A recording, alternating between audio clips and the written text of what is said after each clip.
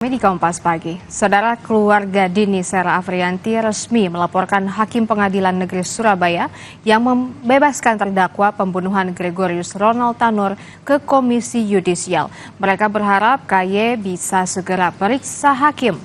Didampingi kuasa hukum dan politikus Rieke Diah Pitaloka, keluarga Dini mendatangi Komisi Yudisial dan meminta KY untuk memeriksa majelis hakim yang memberikan putusan terkait terdakwa Gregorius Ronald Tanur yang divonis bebas.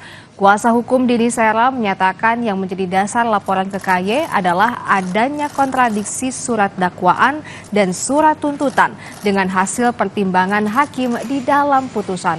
Mereka meminta segera periksa hakim yang memutus perkara Ronald Tanur. Dibalik lagi Pak, ada lagi. Apa yang menjadi dasar-dasar laporan kami adalah terkait dengan kontradiksinya antara surat tuntutan, surat dakwaan dengan hasil pertimbangan hakim di dalam putusan. Itu yang pertama.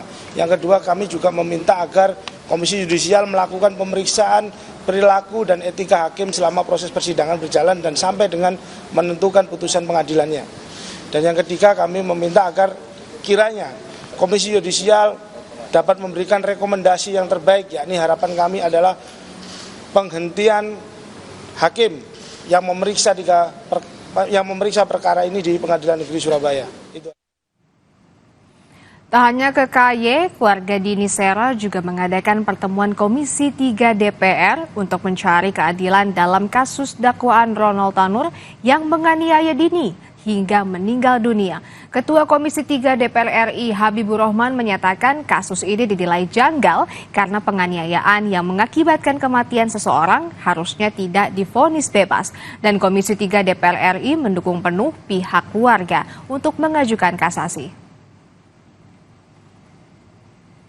Ya, kami melihat ini sangat-sangat janggal karena kami amat sangat prihatin dengan putusan seperti ini. Kalau dari rekaman video yang kami lihat juga ya, kami lihat di di media sosial ya dan di televisi juga, sebenarnya nggak masuk akal yang bersangkutan divonis bebas.